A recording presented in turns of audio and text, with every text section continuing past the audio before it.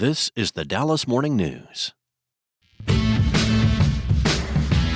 Hello, everybody. Welcome into SportsDay Insider presented by the Dallas Morning News. I am Kevin Sherrington, joined by my old pal Evan Grant, out in Surprise, Arizona, trying to figure out his equipment. All kinds of equipment Evan's trying to figure out. Kevin, I've spent 59 years trying to figure out my equipment. Yeah, you have. Doctors just spend the time on that too. Well, you're gonna get it one of these days. I promise. I promise you will. Evan, how's it going out there? What's the weather like? Weather's nice. It's last week. I really shouldn't be talking about the weather. You guys are about to have like Delkus was on Twitter the other night, like screaming on Twitter. You know, warning! Arctic vortex. It's like 60 degrees right now. It'll warm up. There's not a cloud in the sky. It's beautiful out here. Last week, the first day of camp, was a little bit windy and a little bit chilly. But I can't complain. The weather's nice. Go ahead and complain if you want to. I don't mind. Yeah, it's going to be cold here, Evan. I'll go over and drip the pipes for you if you want me to. Gina's got them all dripped. She does? Got them dripping? That's great. Yeah, it's hard. You know, when I leave the house, she's got one less drip. Ba-dum-bum. Yeah, it's like an old vaudeville show here, isn't it? Yeah, vaudeville. That's the thing, our young listeners, we're really proud of the young listeners we draw in here on SportsDay Insider. And vaudeville, that's something that really resonates with them. Well, they need to have their horizons expanded a little bit, you know? The vaudeville was before my time when I was a kid, too, but I knew about it. Yeah, well, my father still took me to vaudeville shows in Miami Beach. Wow, they probably had those in Miami Beach, yeah. Oh, they did. And my father took me to see Jackie Mason when I was like 10, and he's up there like cussing up a storm, and I'm like, Dad, what does this word mean? Well, now, I will say, now, Jackie Mason was a pretty famous comedian, though, so he was funny even way past vaudeville. He went through a period where he was not very well received? Yes. Okay. Well, that's too bad. Let's move on to people who are well received here. Let's talk about the Rangers here, Evan. So you wrote about watching one of Jacob deGrom's bullpen sessions, and that made me think of one time when I was out there a couple of years ago. Maybe it was last year, the year before last. I can't remember. It wasn't last year. I can promise you it wasn't last year. Oh, that's right. It wasn't last year. It was the year before last. And Chris Young was out there with me, and I just marveled at this character. To me, he looks like Air Tube Man. That's pretty much his build, you know. And I watch him put together when he starts to throw, and he throws so hard, and he throws with such great command. And it's like, and of course, he's just never been healthy with the Rangers, but every time he does get to throw, well, he's great. You know, I don't know that I've ever seen anybody quite like him from that standpoint. No, it's you can use whatever word you want to use. Unicorn, elite. It's just different. And I talked to Nathan Eovaldi, who watches every bullpen that guys have thrown and has pitched with, everybody from Chris Sale to Clayton Kershaw. Talked with Kyle Higashioka, who spent the last 10 years, on a Yankees team with Mariano Rivera and Garrett Cole and the likes of CC Sabathia. And obviously talked to Bochy a little bit. And they all they marvel and they gush about what it's like to watch deGrom throw a bullpen. And listen, it's the first week of spring training, and the most important thing is that he's out there on a mound. But, I thought that the thing that stands out is it looks effortless. It comes out hot, and in the middle of February, like he missed this was the story that Higashioka told me. He missed his first pitch location by about 4 inches, and he yells, "Terrible!" And then the rest of the time, Higashioka didn't move his glove. So Jacob just dials it in. And when I talked to him afterwards, it was, again, I'm trying to. He talks in such a technical way. I'm trying to get my shoulders a little bit even. I'm trying to do this. There are just people that come along once in a generation who are so in tune with their body mechanics. And there's a lot of effort. We all say it looks effortless. There's a lot of effort that goes into all that. And you've got to be a perfectionist. and he is that guy. And that's one of the joys of early spring training. Games don't count. You're just watching guys throw, and it is when you get a chance to watch him from 8-10 feet away to sit there and watch it. It just really is. It's a really enjoyable experience. But I want to say one other thing about bullpens, and I haven't had a chance to write this yet. Kind of the next day, I'm watching Cody Bradford throw, and Cody's not going to throw nearly as hard as Jacob, obviously, and there is a lot more effort in everything.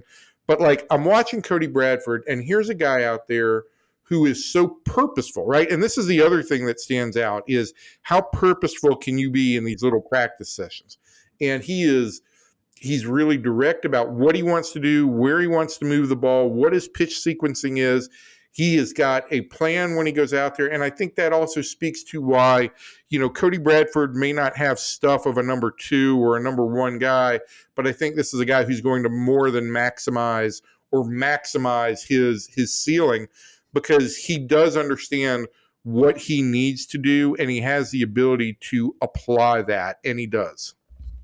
Well, two opposite ends of the spectrum there. Yeah. You're right on those types of approaches. The thing I love about Cody Bradford, watching him, is that he's fearless. He throws his pitches where he wants to throw them. He knows he doesn't have great stuff, and he just throws it. And I have to say, I admire that, and I don't understand why there aren't more pitchers like that. In the Rangers' history, there have been a few guys, like Rick Helling was that kind of guy. He was always fearless, always didn't have great stuff, but he said, "Here's my stuff, hit it if you can." Helling was fear. I mean, and there are different attributes that make different pitchers great, and it all still comes down to you got to be able to throw strikes. But yes, Rick was fearless in a ballpark that inspired fear and nothing else. And he believed, my players will go make plays for me, and I'm going to throw strikes. Kenny Rogers never gave in. His stubbornness was something that made him a great pitcher. Cody, his not toolbox tool is his dedication to his craft and his workmanlike approach. And you take all of that, and then you've got a guy like deGrom. And I don't want to sell short the effort that Jacob puts into anything, but it just looks so pretty. It's just so pretty to watch when Jacob throws. Well, and as I was alluding to earlier, you've seen pitchers and they're big guys and great builds, and Jacob is not that. He's goofy looking, he's long and lanky, and you would think, how does this all sync up? It just seems like it would be impossible, because what you would want, and to me, if you're designing a pitcher, is a guy that it's not too long, is going to be a compact delivery, something that's repeatable, all of that, and yet the only thing that has kept him from being a Hall of Famer, he's a 2-time Cy Young Award winner. You have a short list of pitchers who have won the Cy Young twice and who are not in the Hall of Fame. Jacob, at this rate, is not going to make it. He'd have to have put together 4 or 5 years, I think, right now to do that. But it's just a tantalizing thing to watch him and think, what if he did give him 150 innings? What if they get in the postseason and he gets that opportunity where he's been really good? And because he's always good, whenever he's healthy, he's good. Yeah. It's never a question of how he comes back. Well, how's he going to be when he gets back? And every other great pitcher you've ever seen, well, they need a little bit of time here to get going again. And if he's healthy, he's going. Yeah, he just doesn't throw stinkers. No, absolutely, he doesn't throw stinkers. The thing for me with Jacob deGrom, and I do think he's going to be a great test case, because look, he could win another Cy Young, right? And he wins 3 Cy Youngs and could still finish with under 100 wins in his career. And he's going to be a great test case for what's the value on how we measure Hall of Famers down the road.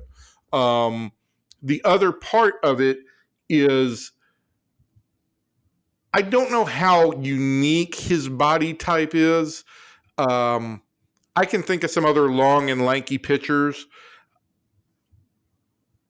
but that he generates the power and the command that he does is just the word everybody kept saying from watching him the other day. And listen, Kevin, he's been here 2 years previously, right? And he did throw some bullpens and pitched in some games in 23.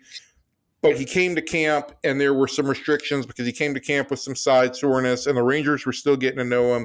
Obviously, last year he wasn't throwing. So this year it's like the first real camp where he's just free and able to do what he wants to do.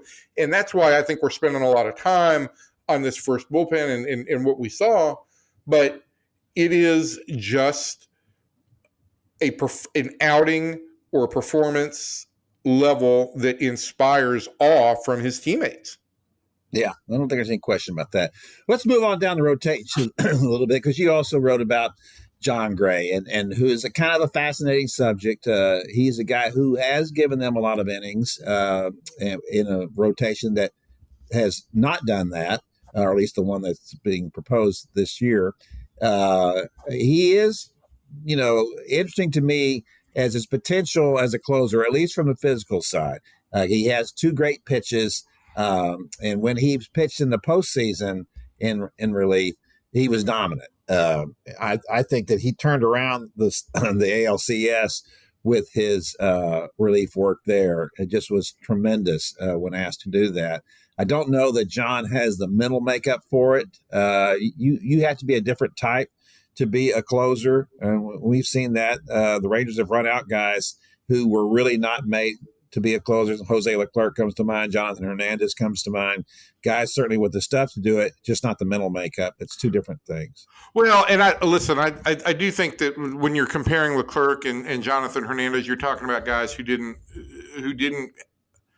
have great strike zone command. And I think one thing that stands out for Gray is that he doesn't walk a lot, and that's attractive. But yes, in a very small sample size in the postseason and a couple of times last year when he was in a bullpen role, the fastball played up, the slider played better, even better than it did as a starter. And the fact that he was just facing, a lineup one time as opposed to multiple times and didn't have to turn to a third pitch, and that he could just kind of go out and attack. I think all of that is very attractive. And I think that all the metrics suggest, yes, it might play a little bit better as a reliever. All of that said, starting pitchers are just more valuable than relievers to this point. I'm trying to finish off the Rangers' top 30 prospects, and Emiliano Teodo has pretty much been ranked ahead of Winston Santos. They've been back-to-back with one another, two guys with great arms. But there's more and more conviction that Santos will end up being a starter where Teodo will move to the bullpen. And my argument to people was, then I've got to flip them because the starter is more valuable than the reliever. And so with that in mind, and with the idea that we just talked about Jacob deGrom, he hasn't pitched more than 100 innings since 2019. With Tyler Mahle, who hasn't pitched more than 100 innings in the last 22, 23, 24, he pitched 140 innings in 22, didn't pitch more than 40 innings either of the last 2 years. And with Kumar Rocker, who has pitched under 100 innings, maybe I think as a professional, the Rangers are going to have to meter out some innings for these guys early in the season. They are really going to have to be careful on how they ramp them up to maximize the number of innings they can get out of them, and to maximize the idea that, you're not going to have to shut them down before you get to the postseason. So I think in that regard, the idea that John Gray could come out and give you 6 innings from the start of the year, that's going to be more important than, at this point, the idea of him being a closer. This club has signed or added 9 different relievers with some degree of experience. This offense should be significantly better. There should be more opportunity at the back end of the game for a little bit of trial and error and margin for error. And so I think that's the way the Rangers are looking at things right now. Let's get into the season, and if things evolve and we have a healthy rotation and they all feel like the odds of saying that we're going to have a fully healthy rotation at the start of the year or through the entire year are very slim. But if you get there, and if you're still having trouble in the bullpen, Then, as things evolve, you potentially move John Gray into that role.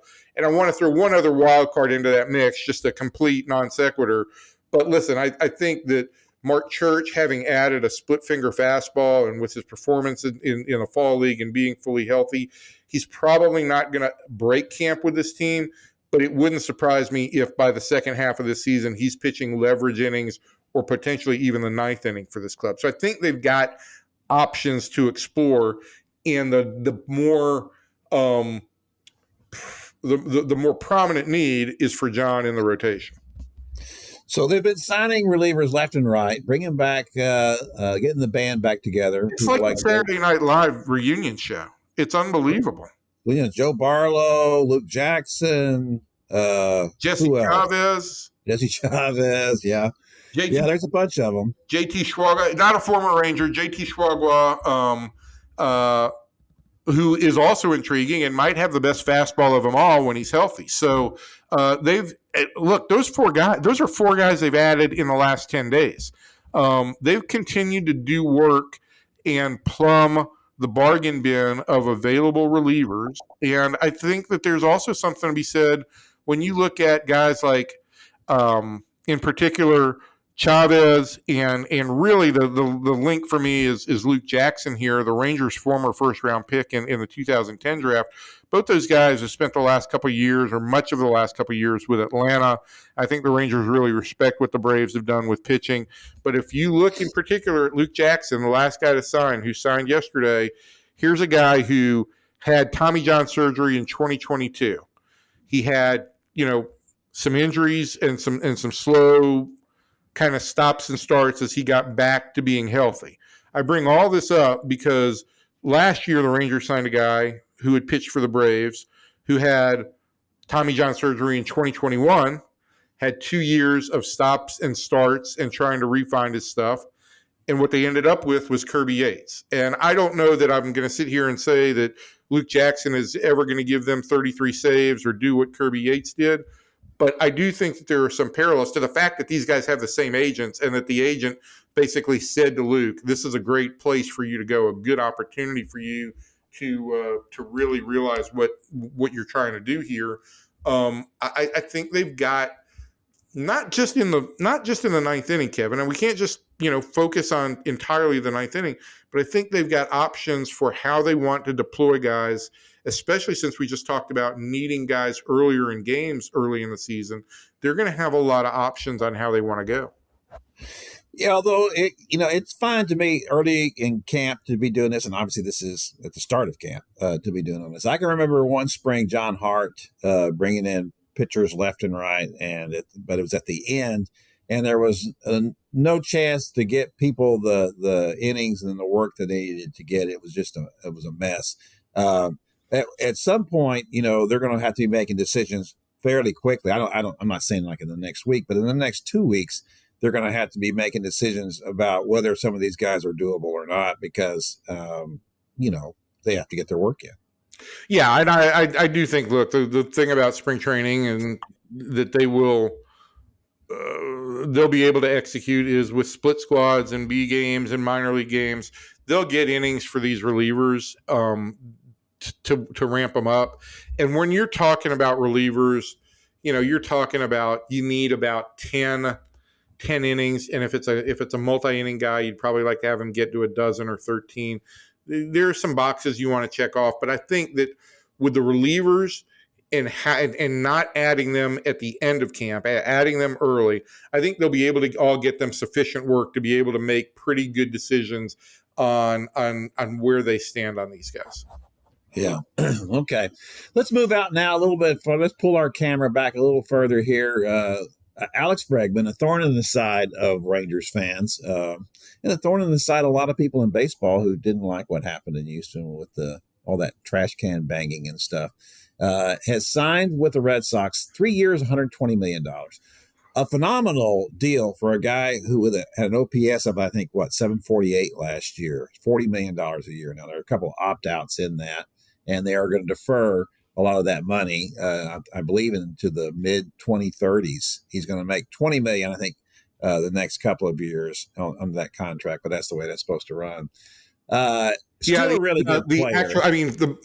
For me, the most important thing on all this is like how they calculate the present day value, because that's what goes into CBT threshold or cap money, whatever you want to call it. And I think it comes out to basically 30 million. The average present day value is 30 million a year. So it's essentially a three times 30, three for 90 with Bregman. But it's a $120 million deal. Well, no, but I mean the way it's calculated for CBT purposes is that it will be calculated at 3 times 30, because those deferrals get discounted in terms of how they're added onto into present day dollars. That's what they were doing at the office with me. They were saying, no. See, your salary really is a lot more than it looks like. Yeah. And that's we got a better union than we do. Yeah. Anyway, he's still a really good player, a dangerous out. He's in that Astros lineup, when he would come up, to me, except for Yordan Alvarez, he's as dangerous as anybody else who was in, even when Kyle Tucker was playing well, because he just doesn't strike out. He's such a smart hitter. He's impossible to get through. So I give him that. And he obviously won a Gold Glove last year for the Red Sox. And now Rafael Devers says, I'm playing third base. He's got a $1 billion contract himself, $331 million he signed. I guess it was 2 or 3 years ago. Rafael Devers is a better hitter than Alex Bregman is at this point. Obviously, he is not even close as a third baseman. This is the kind of thing that the Red Sox have gotten themselves into with a few of their signings over the last year. Trevor Story was not a great signing at shortstop. This is kind of how you can see where things are going wrong with that organization, with some of the decisions that are made. And now they put themselves in a position with their highest paid player, their best hitter, being unhappy, because I can't believe that they would put Alex Bregman at second base, that they've got a prospect there who could play that position, perhaps. And clearly, when Devers is such a subpar defensive third baseman, he has to be the DH.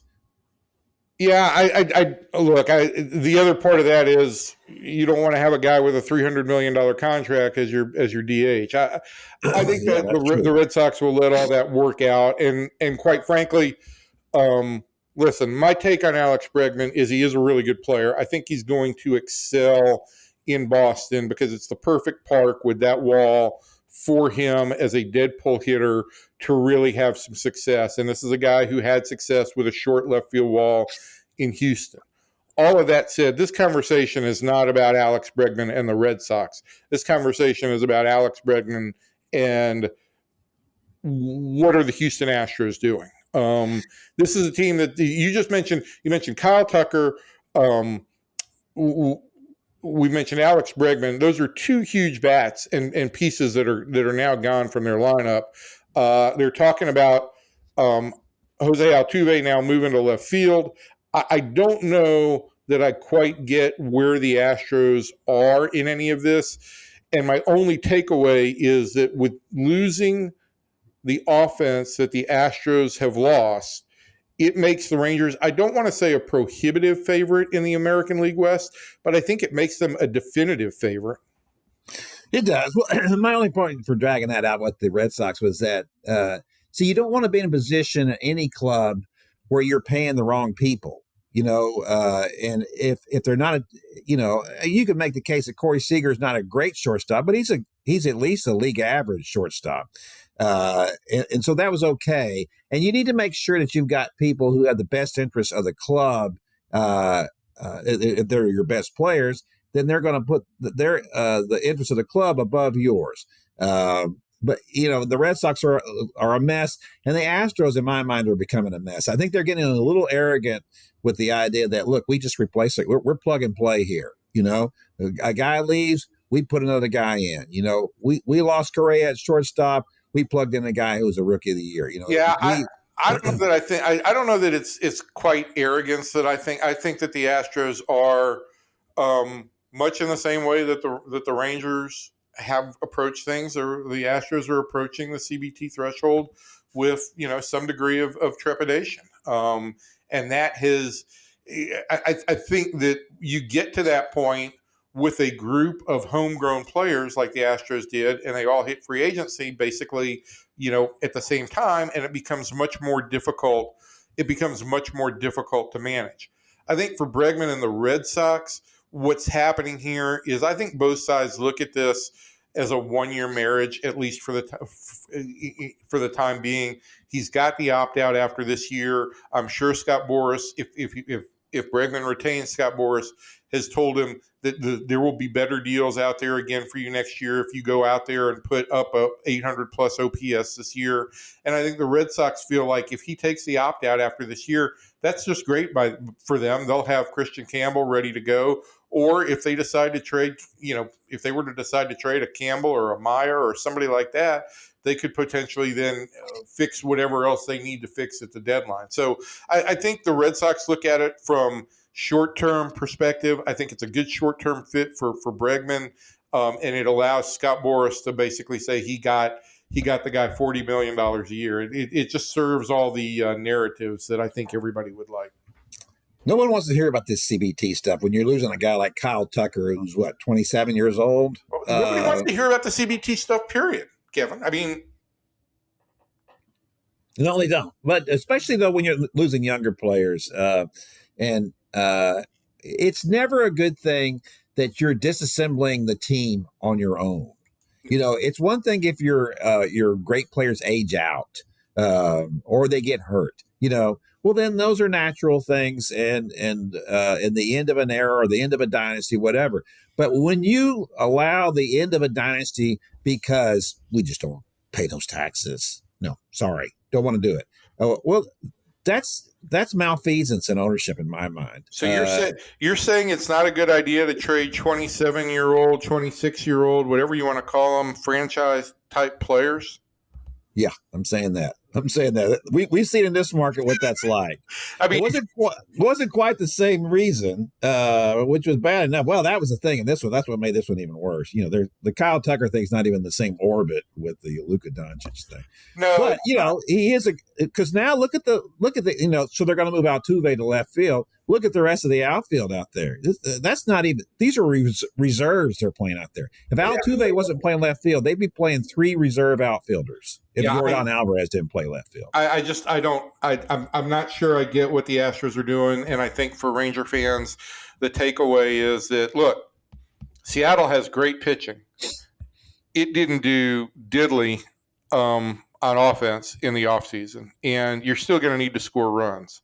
And quite frankly, the Mariners have had unusually good health in the rotation the last 2 years. They suffer an injury or two, like most teams do. That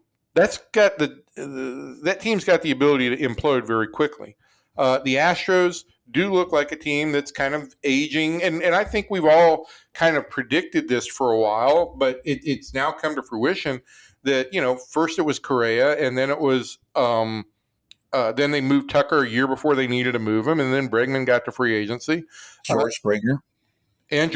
So, they've lost the core of what was their championship window. And I think that they are facing the same reality that most teams do, is eventually you're going to have to either keep pouring money in and be willing to stay above that threshold and pay the taxes that come with it, or you're going to have to reconfigure yourselves and maybe take a year. And the problem, I think, with this is most teams sell it as, we need to take a year to reconfigure ourselves. These are like battleships. It takes a whole lot longer than a year to reposition them. Yeah, I'm not buying that whole thing about, yes, you're right. I'm buying your statement. That's absolutely the truth. I just think that as fans, it's hard to watch that happen. It's hard to watch these guys disappear. I don't know how, I grew up in Houston, but I'm not an Astros fan, anymore. Those days are long gone. But to watch guys who have been stars on your team, Agreed, and one by one picked off. I mean, in this market, you really haven't seen that, right? Of course, it hasn't been a dynasty either. So, but to watch that happen in any other, the Dodgers, obviously they have got a lot more money, and they just keep plugging guys in. The Yankees to that extent do that as well when they're good and when they have been good. there's not a problem there. Houston, the market is not as big as those, and there's not, obviously Jim Crane doesn't have that kind of money, and I think there was always question about that. But it also comes down to results a little bit too, because I mean, to this point, the Dodgers did let Corey Seager walk away. It's a pretty good player to let walk away, and yeah, true. But what they've done is they've been willing to continue to spend, and they've had some fortuitous situations arise in which they've been able to construct contracts the way they do. But yes, I mean, all of that said, I've got to get out of here in a minute. I want to say one thing before we leave. It's just stuck with me for a week. I don't even know if we addressed this last week or not. I cannot get over the fact that at Luka Doncic's Laker debut, Dirk Nowitzki was in the crowd. If anything, I mean, everything that has gone bad for the Mavericks after this trade, from arrests of assistant coaches on, to me, that visual is always going to stand out. The most beloved athlete in DFW basically essentially raised a middle finger to an organization he loves and went and showed his allegiance to Luka. Well, now Dirk wouldn't give the middle finger to anybody. As close as Dirk would come to doing that. No, I was stunned when I saw it. I was at the game that day. I was at the Mavericks game that day against the Kings, and when I saw that he was there, and not only was he there, he tweeted it. It wasn't like he didn't try to sneak in and sneak out. He was letting everybody know, I'm here to be here with my guy. So, yes, on top of everything, in Luka's mind, clearly the deal was, how in the world do you trade this guy? And we're finding out more and more about that as we go along here. And I'll talk about that after you go, because I know you're a very busy man, and David Moore is a very busy man. He couldn't be here. I want the listeners to know that I am the only person on this podcast who cares more about them than my own self-interest. No, you are the only person on this podcast who has nothing to do. I've got to go get here in 5 minutes. That's true. I'm just going to go back in here and take a nap after this is over, I think. I'm not sure exactly what I'm going to do. So, yeah, I want you to address that. I mean, I've got to go, but I do want you to address that. I just think the visual for that just is stunning and a gut punch for me. And I know that the Mavericks are leaking things left and right about this whole thing, but they just look worse with each step. Yes, they do. All right, that's going to do it for our Rangers segment of this podcast. Evan's going to leave us now, and I'm going to talk a little bit about the Mavericks and some other stuff that's going on. Kevin, this is you just get to muse on your own. Yeah, I don't get to be interrupted by you guys. I don't have to hear again. And for us, the benefit is we don't have to listen to you. Oh, get out of here. All right, Kevin, I'll see you soon. Bye, Evan. Bye, y'all. All right, now that Evan's gone, we can really set our minds to something here. No interruptions. That would be really nice, wouldn't it? Evan was blown away by the fact that Dirk Nowitzki showed up in L.A. for Luka Doncic's debut there. They have a close relationship for several reasons. One of them is that, good knows good, great knows great. And Dirk was a fan of Luka's and loved the way he played. And I think that says everything about Luka. We have said a lot of stuff about him. I wrote stuff about him. I was, frustrated with Luka's conditioning, with Luka's barking at officials constantly, with the fact that he couldn't always stay on the floor. And these are things that are frustrating. You want greatness to realize its full potential. And certainly Luka's greatness. From the very first time I saw him play, it was obvious, that this is greatness. This is what Jerry West recognized when I called and talked to him about it. He said to me 4 years ago that Luka was going to be better than Dirk. He's going to be the greatest player in franchise history. And he was pointing at, one of the greatest players ever. That's what he saw for Luka, and I certainly respect Jerry West's opinion, maybe above anybody else's. He recognized Kobe Bryant's greatness and traded for his rights. I think for the fact that Dirk did go out there kind of just confirmed every Mavericks fan's worst fears. Because I have to tell you, when I first saw the news of the trade, I couldn't believe it. But there's also a part of me that wanted to think that, well, maybe the Mavericks know something I don't know here. And as time has gone by, what we have seen is that, no, they don't know. And maybe they don't know nearly as much as they think they do. What is becoming clearer with Nico Harrison, the general manager who made that deal. At first, I thought, I characterize him as what I would call a true believer. A true believer is someone who maybe believes in something above and beyond what their own intelligence, their own strength, their own knowledge, their own courage is, because that thing gives them strength.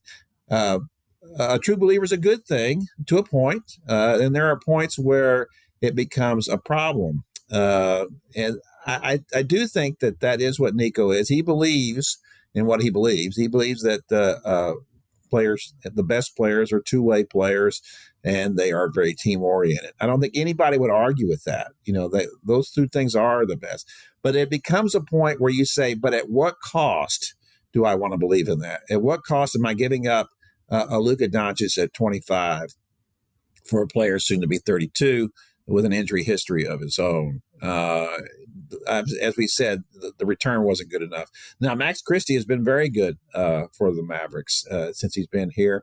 I think that he will soon end up in the starting lineup, replacing Klay Thompson would be my guess, and they will probably bring Klay Thompson off the bench, as they should. Max is a really good defensive player. He's a good two-way player. So they got somebody who's pretty good from that standpoint. The problem is, of course, that he's about to be 26 himself, so I don't want to, shortchange that part of the deal. But there's a 6-year difference here between these two players, two all-star players, and we're not going to see Anthony Davis here anytime soon. I would not be surprised if the Mavericks they'll make the play-in tournament, but it's going to be really difficult for them. When those guys come back, what kind of condition will they be? What kind of shape? We did see what it was like for 3 quarters, but that was when the ball was running through Anthony Davis's hands and not Kyrie Irving's. That was the way to get Anthony Davis into the offense, and it worked really well. I'm not sure that's an ideal thing, though. You can't do that night after night, obviously. So it'll be interesting to see how they put everything together for this year. But I think that the Lakers transition will be much simpler. I saw some people talking about, well, they're not sure that LeBron and Luka could play together. I think that's ridiculous to say that. We saw with the Mavericks that Kyrie Irving and Luka were able to coexist pretty easily and fairly quickly, and they're playing the same position. Luka and LeBron don't play the same position, even though they probably could. Their parts are very good at what they do and putting together what they need to do. That's going to be a pretty great twosome right there. So I think that this is going to be very interesting to see now going forward how the Lakers do with this. Obviously, how the Mavericks do. I think, though, that the gut punch for Mavericks fans, it is still very much present. It is like a death in the family, really. It is one of those things that you wake up to it and you think, oh my gosh, I can't believe that happened. And it never goes away. And this is never going away for Mavericks fans. It doesn't really matter how many championships they win. They're still going to think about think about Luka and what he meant to this franchise and how fun he was. Because, part of that was that, you remember how difficult it was for Mark Cuban to attract a free agent superstar. No one wanted to come here. It was very difficult to do that. They had, we had Dirk, and that was it. And then they drafted Luka, and it was like, look here. Here's a guy, one of the 3 or 4 or 5 best players in the NBA, and he's homegrown. That's different. The Lakers aren't getting a homegrown player, but he's just 25 years old. A mural just went up in LA that showed Luka and Kobe Bryant shaking hands. What does that tell you? That a mural just went up in L.A. Showing those two things. When things like that happen, when people still across the league, when Victor Wembanyama said he still can't believe it, when Kevin Durant called it insane and used that term twice, that shows you the reaction across the league about what the Mavericks have done and what Nico Harrison has done. I do think that it is more with Nico than being a true believer. I think there is very much a part of what he did was that it's his way or the highway. And that's the way apparently he ran things at Nike. And that is the way he's going to run things with the Mavericks. And Luka was not one of his guys. He has made a point of trading for guys who he'd had a long relationship with. And that seems to be very important to him. And I applaud him for wanting to build a culture. I applaud him for wanting to build a team built on defense and selflessness. Those are great things. But there is a point at which you cannot sacrifice greatness for that. There is a point at which you have to say, we're going to have to find a way to work around this. We're going to have to find a way to see if we can make this kid grow up a little bit. And I think that when you talk about defense wins championships and you were just in the NBA Finals the year before, and the biggest problem was you didn't have enough offense to counteract what the Celtics were doing, then I think that sounds a little silly to make that argument. It'd be one thing if they weren't getting there. They made it to the Western Conference Finals twice in the last 3 years with Luka Doncic. So I think that tells you that there is an issue there. How long Nico lasts as the Mavericks GM, I'm not sure. Patrick Dumont sure was on board with it, and that was not something that Mavericks fans wanted to hear either. That was a really tone-deaf argument that Patrick Dumont made to our Brad Townsend about what championship teams are made of, and when he cited several players, including Shaq, who was not exactly committed to conditioning, which was a little problematic to make that argument. But he didn't even use Dirk Nowitzki, the local guy. When Adam Silver, the NBA commissioner, said that Mavericks fans should trust this ownership group, this ownership group just got here, and in the short time it has been here, it has traded away maybe the best talent in the franchise's history. Why should fans trust that? It's a real issue going forward here in the league and this market. This team isn't going anywhere. It's not going to Las Vegas. The league is not going to allow the team from the fourth largest media market to go to the 40th largest market. That's just not going to happen. This has been a good market for the NBA as well. The fans have supported these teams. That's not happening. It's none of that. It was merely pretty much the hubris of one man and the support of the owners who are frankly committed to this GM because he was the guy in place and they didn't step in front of that deal. They believed in the chain of command. The one thing we always argued was the problem with Mark Cuban was that he didn't believe in the chain of command and too many times overruled Donnie Nelson. We recall when Donnie wanted to draft Giannis Antetokounmpo, and Mark said no. Think how that would have changed the franchise if that had happened. Of course, the franchise might not have gotten Luka Doncic because of that. They would have been a much better team automatically with his addition. But the one time they have a chain of command and it fails them, which was not a little bit ironic. All right, that's going to do it for the Mavericks talk. We don't really have anything else going on to talk about. The Cowboys have named their coaching staff, and they're meeting today. That's why David is not with us. He's out there talking to all the assistants for Brian Schottenheimer. It's going to be interesting to me to see how that works out. I'm interested to see the way they're building the offensive side of this staff with lots of guys who are offensive line coaches and people who are more maybe committed to the running game. I'm very intrigued by that possibility and what the Cowboys could do with that. I think that is the way for the Cowboys to go. We have seen what they've done when they throw the ball around the lot. They're good at beating bad teams, not so good at beating good teams. I think that what we saw in the league this last year was that if you've got a running game, your chances of winning are much better. I think the Cowboys' chances are much better of winning if they've got a running game. I'm intrigued by the possibilities of what they can do in this draft. There are a lot of offensive linemen available. When David returns in a couple of weeks, we're going to talk some more about, we'll have a better idea of what the Cowboys could be targeting in the draft. We'll talk about the fact that there are a lot of running backs out there. Obviously, Ashton Jeanty from Boise State is pretty much the only first-round talent at running back, but there's a lot of them.